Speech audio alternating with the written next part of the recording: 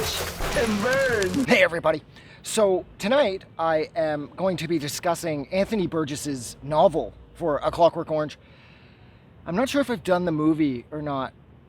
I probably haven't done the movie. I've seen the movie like 10,000 times, but it's one of those movies that at this point that I don't really have any interest in discussing because I feel like it's been discussed to death. But then the novel, on the other hand, is one of those situations where I feel like it always seems to be outshined by the movie because of McDowell's performance and the fact that, of course, it was a Stanley Kubrick production, and that, like, Kubrick sort of, he did his own sort of pre-Suspiria thing with the colors and then in the movie for A Clockwork Orange. It was like what Dario Argento would do with Suspiria. Kubrick was doing it first with A Clockwork Orange, and I feel like the color palette alone in that film, you could discuss that forever, and it feels like everybody has discussed every aspect of that movie. But here with the book, it's an entirely different animal. It's like, there's dialogue, of course, that's lifted directly from the book that Kubrick put in the movie, but there's so many things in the book that were left out of the film that some of them I found to be really interesting too, because of course the story is identical. Alex DeLarge and his three droogs, Pete, Georgie, and Dim, they run through the nights and they rape and destroy whatever and whoever they want. And that's the book as well as the movie, except the principal differences between the book and the movie is that in the movie, we're led to believe that Alex is 19 to 22, somewhere in there. I know that in the movie he does still say that he has school and he's not going, but because of his age, and considering the fact that I saw the movie first when I was a kid, I hadn't read the book yet, I figured he was in college or something. But in the book, Alex is 15, and his friends are all 14, 15 as well. And so there's another massive change. In the book, the teen gangs that are roving around and raping and killing, doing whatever they want, they're all like in their middle teens. They're all 14 to 16, 17 years old. Whereas in the movie, we're led to believe that they're at least a little older, like maybe they're in their like early 20s or whatever. And then another thing that I found really interesting, at the part in the book as well as in the movie, when Alex and his buddies are breaking in, they got into the writer's home where they're going to gang rape his wife. In the movie, you just see Alex destroying the writer's stuff, they paralyze him, and then they rape his wife in front of him. But in the book, as Alex is destroying whatever it is that he's writing, he's got his typewriter out and his books everywhere, Alex notices that the writer in question is working on, I can't remember if it's a book or if it's an essay or a short story or whatever, but the name of whatever it is the writer story he's working on is A Clockwork Orange. And Alex doesn't like this at all. He doesn't like the title because he doesn't understand the title. And, you know, heaven forbid should Alex not understand something that's going to cause him to go even more psychotic on you.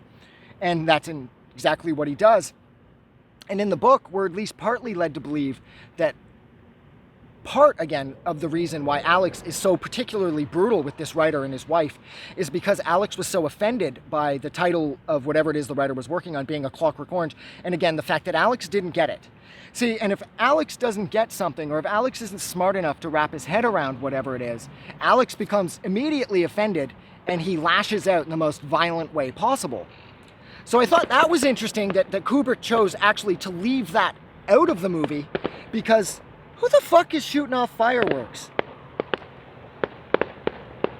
Oh wait, tomorrow's a civic holiday. Maybe that's why they're shooting off. Do you do fireworks for civic holidays? I don't know anymore. This country's gone to shit. Nothing means anything anymore.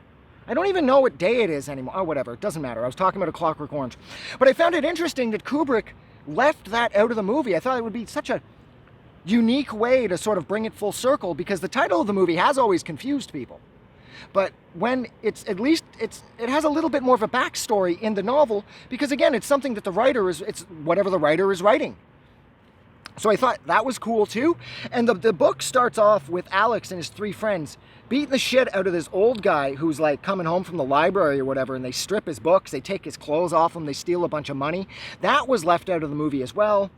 The movie jumps into the first scene of violence being the old dude, the drunk guy, when he's singing the song, and Alex is, oh, and what's so stinking about it? You know, it's a stinking world because it's let the young get on to the old like you've done and all that shit. That's the first, like, physical assault we see in the movie. Or at least the first physical assault on an innocent person. And in the book, it's some old dude, like with a bunch of books. So there's that difference as well. But I also liked how in the book, it appeared that this teen gang problem was everywhere. Whereas in the movie, it felt like the gang problem that society is having to deal with in the movie, it seems more segregated. Like, I got the impression from the movie that Alex and his droogs were, one of many gangs running around in the poor part of town where Alex lives.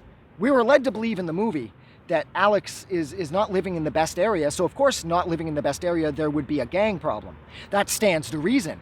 But in the book, it's a completely different thing, and I'll probably just end up doing a separate video about this so I won't get too into it. But in the book, it does appear to be a lot more prevalent. It feels like these like teen gangs are running around all over, like everywhere. Nice parts of town, bad parts of town, middle parts of town, doesn't matter. It seems like the teen gang violent epidemic thing is universal. And it's interesting too, because in the book, another massive difference here is that Georgie dies. So later on, when Alex has been released and he's had the Ludovico treatment done to him, and he comes across Dim and Georgie, like he does in the movie. In the book, it's Dim and Billy Boy. Billy Boy being that other piece of shit that were going to gang rape the girl at the start of the movie when Alex and his buddies have the massive fight with them. And then the other thing there is the girl that the guys were going to gang rape in the book, she was 10. Because again, the guys in the gang are like 14. Now, I will argue there, that's kind of problematic in and of itself. Because when I was 14, 15, I had absolutely no interest whatsoever in having sex with a 10-year-old. So on one hand, I was tempted to say it stands to reason that these 14, 15-year-olds are going to rape somebody their age. But she's 10. And I mean, it's disgusting no matter how you slice it. But fuck, she's 10. So yeah, so it's Dim and Billy. It's Tim and fucking Billy Boy are the police, the two cops that beat the shit out of Alex in the middle of nowhere, out in that part of the field there where they found that bathtub and they kind of drown him in it. Yeah, that was Dim and Billy Boy. And Alex is also having a way rougher time in prison than he is portrayed to be in the movie. Alex is straight up out of his league in prison. And then that's right, the other thing. Those two girls that he picks up in the record store and then he has sex with them, like consensual sex with them in the movie, he drugs and rapes both of them in the book. And again, the two girls are like, I believe, both 10 again, or they're like 10 and 11. So Alex is an exceptional piece of shit in the book. Because again, rape is not cool no matter how you slice it, but then you toss in the fact that he's 15 and he wants to fuck 10-year-olds. And I'm thinking to myself, oh, Jesus Christ. This book is just so wrong on so many levels. And of course, this book was born out of an incredible act of violence too. Anthony Burgess's wife was gang raped by a handful of GIs who went AWOL during the Blitzkrieg in England during World War II. And that's what prompted Burgess to write the book, was his wife's assault. So everything about this book is gross. And I think the most alarming part about this book is how when everything's said and done with and the Ludovico effect has worn off and he's back and he's wearing the height of fashion and he's got a new group of droogs and he's 18 years old and he's free and he's got a job because the government, of course, has given him a job as a result of what the Ludovico treatment had done to him, blah, blah, blah. And he bumps into Pete, who's married now, and he realizes that he doesn't want to go out like raping and robbing anymore because he realizes that he's growing up. And that's how the book ends, with Alex hoping that you remember him in his better days. He actually makes a point of saying that. He says, like, please remember me when I was at my best. And of course, his best is when he was raping and destroying people's lives. And he doesn't want you to remember him as this sort of old guy who's out of touch and who doesn't want to now spend his hard-earned money on things because he has to earn his money again because he has a job. So when he's out with his younger friends, and they're like, oh, we got to buy this, he's actually like, do I want to spend the cash? Whereas prior to being incarcerated and being given the Ludovico treatment, he stole all his money, so he didn't give a fuck what he spent it on. You know what I mean?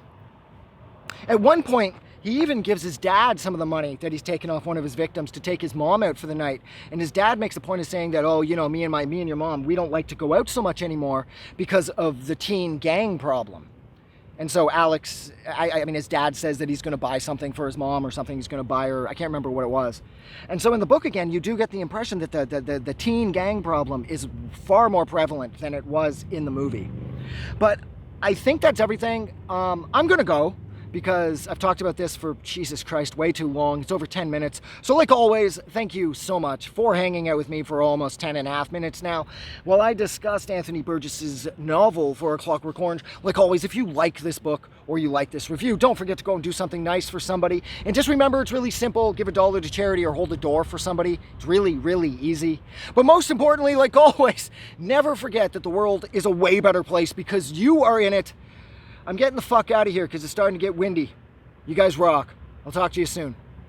Have a good night.